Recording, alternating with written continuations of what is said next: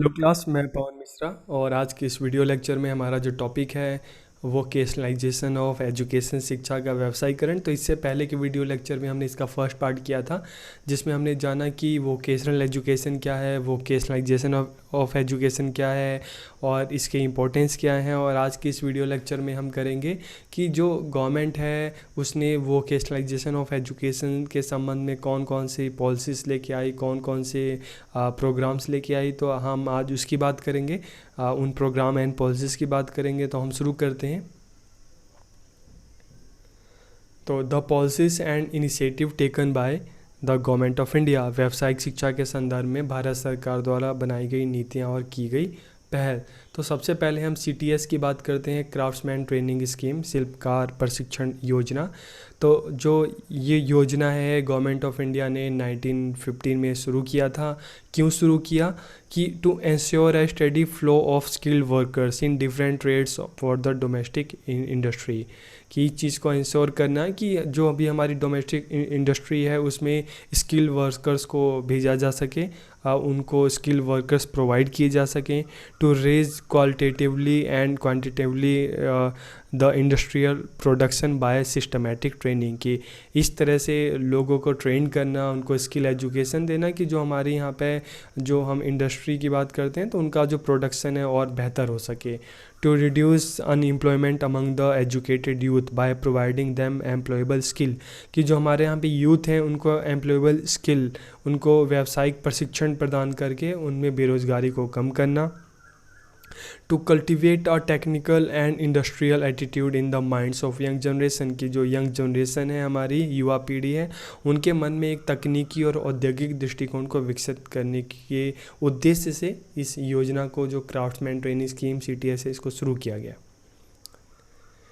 ठीक है। अब इस योजना में क्या बात की गई कि जो भी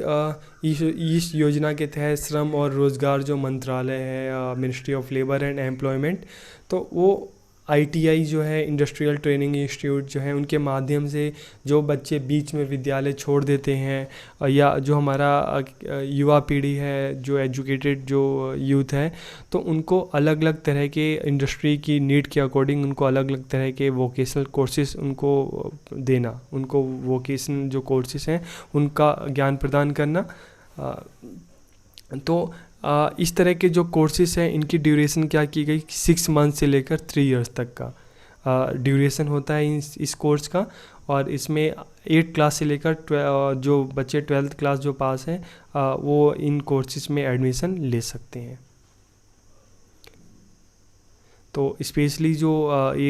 जो स्कीम जो शुरू की गई कि जो बच्चा किसी न किसी कारणवश अपनी पढ़ाई को छोड़ देता है बीच में, या जो बच्चे हैं 8वीं पास कर, मान लो 8वीं पास हैं, 9वीं पास करके उन्होंने अपनी पढ़ाई को छोड़ दिया, 10वीं पास करके छोड़ दिया, या 12th पास अगर बच्चे कर लेते हैं, तो ऐसे बच्चों के लिए इस तरह के जो कोर्सेज़ हैं 6 मंथ से लेकर 3 इयर्स तक के, कि इन कोर्सेज़ को करके एक कोर्स क्या कर रहे हैं, बच्चों को इंडस्ट्री के लिए तैयार कर रहे हैं। तो इन कोर्सेज़ को करने के बाद बच्चा किसी न किसी इंडस्ट्री में जाकर वहाँ पे उसको जॉब मिल जाती है, और जिससे वो अपनी हम कह सकते हैं कि जो जीवन को अपना अच्छे से जी सकता है।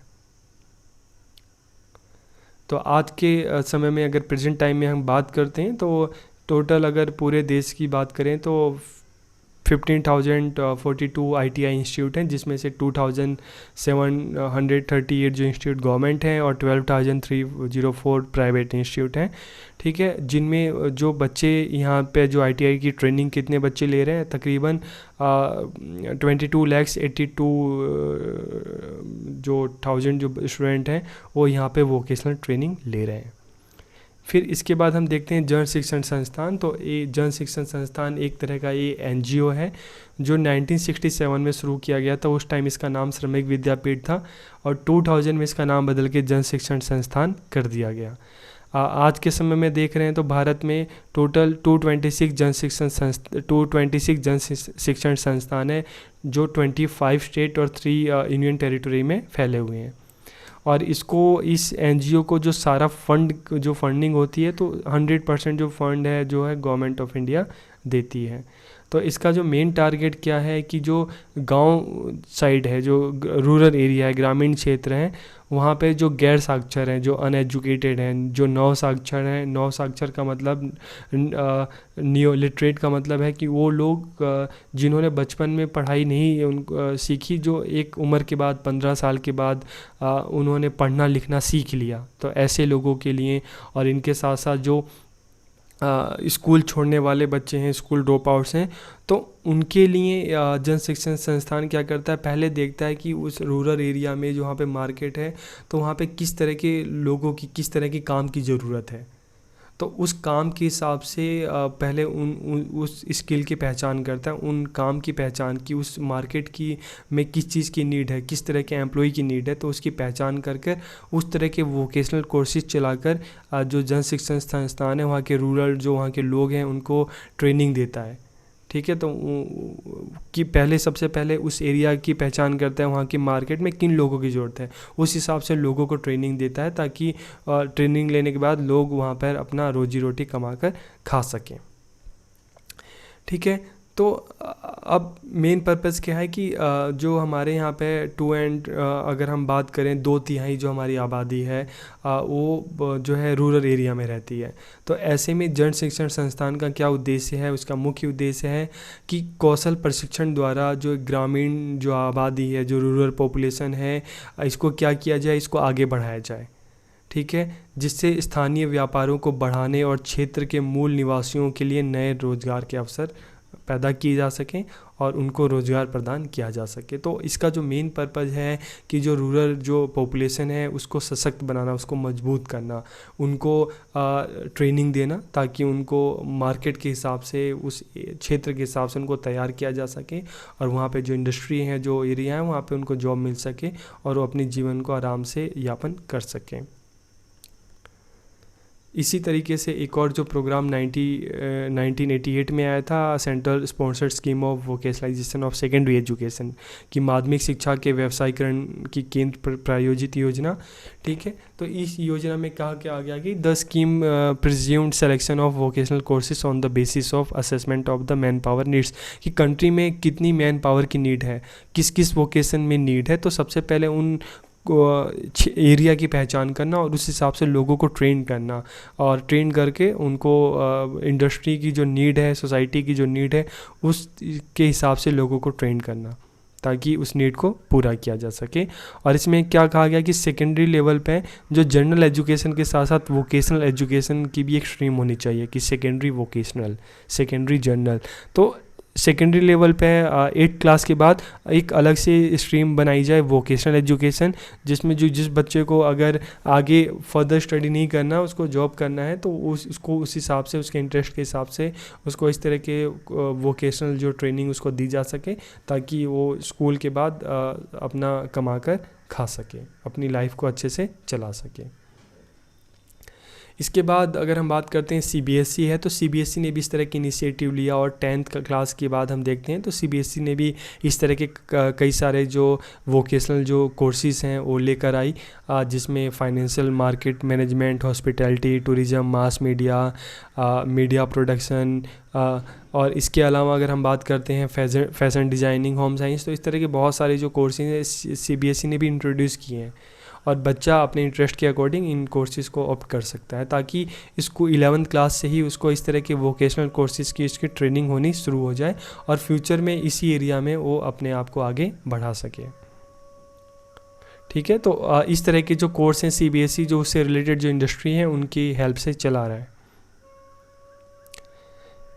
फिर हम बात करते हैं national institute of open schooling, NIOS ने भी इस संबंध में अपने इनिशिएटिव लिया है, कि NIOS में अगर हम बात करें कि पूरे देश भर में 1000 से ज़्यादा इस तरह के जो वोकेशनल इंस्टीट्यूट हैं जो NIOS से एफिलेटेड हैं, और वहाँ पर NIOS क्या कर रहा है, 82 से ज़्यादा वोकेशनल अलग अलग वोकेशन से रिलेटेड जो वोकेशनल कोर्सेज से चला रहा है, जहाँ पे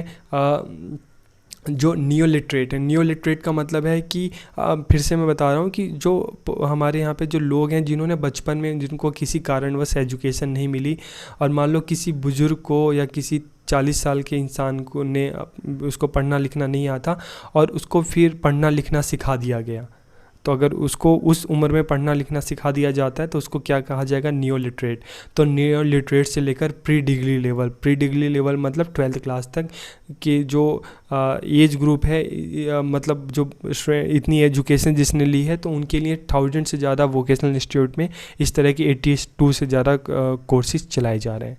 ताकि ऐसे लोगों को वोकेशनल ट्रेनिंग दी जा सके और वोकेशनल ट्रेनिंग देके उनको उनकी जो क्षेत्र हैं वहाँ पे जो मार्केट है उसके हिसाब से उनको तैयार किया जा सके। ठीक है, उसके बाद एक प्रोग्राम आया नेशनल वोकेशनल क्वालिफिकेशन फ्रेमवर्क, जिसको NVEQF 2012 में आया था, तो इसलिए इसको 2012 बोलते हैं। तो इसका जो मेन पर्पज़ क्या था कि ये जो प्रोग्राम था AICTE all India council for teacher technical education और जो शिक्षा मंत्रालय है उसके द्वारा एक कार्यक्रम शुरू किया गया था, जिसका मेन पर्पज़ क्या था कि जो सामान्य शिक्षा के साथ साथ व्यावसायिक शिक्षा पर प्रदान करने पर ध्यान केंद्रित करता है। मतलब कि एक स्कूल में बच्चों को जो जनरल एजुकेशन है, मतलब जो हिस्ट्री है, पोल साइंस है, इकोनॉमिक्स है, कॉमर्स है, तो इस तरह के हिंदी है, इंग्लिश है, तो इस तरह की जनरल एजुकेशन के साथ साथ बच्चों को स्कूल में सेकेंडरी लेवल पर उनको वोकेशनल एजुकेशन भी सिखाई जाए, ताकि उनकी वोकेशनल स्किल भी डेवलप हो सके। तो इस तरह की प्रोग्राम है, इन चीज़ों पर ध्यान केंद्रित करता है कि जनरल एजुकेशन के साथ साथ बच्चों को वोकेशनल एजुकेशन भी सिखाई जाए। और यह विद्यालय में नए व्यावसायिक शिक्षा कार्यक्रम लाता है कि स्कूल में नए नए जो वोकेशनल कोर्सेज हैं उसको इंट्रोड्यूस कराया जाए, जिसमें क्या है कि जो विद्यार्थी हैं विद्यार्थियों को अलग अलग ऑप्शंस देता है और बच्चे अपने इंटरेस्ट के हिसाब से इस तरह के कोर्सेज को चुन सकते हैं और उसमें अपना जो करियर है बना सकते हैं। ठीक है, तो इस कार्यक्रम का जो प्रोग्राम का मुख्य उद्देश्य है कि जो बच्चे हैं उनकी जो वोकेशनल स्किल है और जो कॉम्पिटेंसीज हैं उसको डेवलप करना। तो इस संबंध में अगर हम देखते हैं एक और जो प्रोग्राम है स्किल इंडिया, जो 2015 में आया था, तो इसको कौशल भारत भी कहते हैं। 15 जुलाई 2015 को हमारे जो प्रधानमंत्री हैं नरेंद्र मोदी द्वारा ये अभियान शुरू किया गया और इसका जो मेन पर्पस क्या था कि 2022 तक हमारे यहाँ पे 40 करोड़ पॉपुलेशन को स्किल एजुकेशन देना। ठीक है, और इतने बड़े लेवल पे सबको वोकेशनल जो एजुकेशन देना और उनसे जो यूथ है उनसे किसी तरह की इसके बदले उनसे कोई फ़ीस नहीं लेना, तो सबको जो वोकेशनल ट्रेनिंग है फ्री में देना। ठीक है, और इन कोर्सेज़ का ड्यूरेशन क्या है, 3 मंथ, 6 मंथ और 1 ईयर। ठीक है, और कोर्स पूरा करने के बाद उनको एक सर्टिफिकेट भी मिलेगा बच्चों को, जो पूरे देश में मान्य होगा। और इस संबंध में जगह समय समय पर इस तरह के जो एम्प्लॉयमेंट फेयर, रोज़गार मेले हैं, उसका भी आयोजन किया जाएगा, जहाँ पे जो अलग अलग कंपनीज और जो हमारे यहाँ पे जो यूथ है एक जगह इकट्ठा हो और जहाँ पे कंपनी अपने नीड के अकॉर्डिंग वहाँ से जो यूथ है उसको रोज़गार दे सकें। तो इस तरह से जगह जगह समय समय पर इस तरह के जो रोज़गार मेले हैं उसका आयोजन करना, ताकि ज़्यादा से ज़्यादा लोगों को नौकरी मिल सके। ठीक है, तो भारत के युवाओं में छिपी हुई योग्यता को बढ़ावा देने में स्किल इंडिया मिशन बहुत बड़ी भूमिका निभा रहा है, क्योंकि हर किसी में काबिलियत होती है, हर किसी का अपना इंटरेस्ट होता है। तो जो इस स्किल इंडिया के माध्यम से जो हमारे यूथ हैं तो उसको उनके इंटरेस्ट के अकॉर्डिंग जो अलग अलग वोकेशन है उनकी ट्रेनिंग दी जा रही है, उससे भी वो भी बिना किसी अमाउंट के। तो इससे उनकी जो काबिलियत है, जो उनकी क्षमता है, उसको निखारने में मदद मिल रही है और इसके साथ साथ उनको रोज़गार के अवसर भी उपलब्ध हो रहे हैं। ठीक है, तो स्किल इंडिया मिशन के माध्यम से युवाओं को प्रशिक्षित करके सरकार भारत में बेरोजगारी की समस्या का निवारण करना चाहती है। तो स्किल इंडिया का मेन पर्पस क्या है कि लोगों को स्किल एजुकेशन देना, ताकि जो अनएम्प्लॉयमेंट की जो ये समस्या है इसको ख़त्म किया जा सके। तो आज के इस वीडियो लेक्चर में हमने देखा कि वोकेशनलाइजेशन ऑफ एजुकेशन के संबंध में गवर्नमेंट ऑफ इंडिया ने क्या क्या इनिशिएटिव लिया है और 1950 से लेकर और अभी तक उसने क्या क्या पॉलिसी लेके आई, क्या क्या प्रोग्राम लेके आई, तो हमने उसकी बात की। तो आज के वीडियो लेक्चर में इतना ही। आप सबका बहुत बहुत धन्यवाद।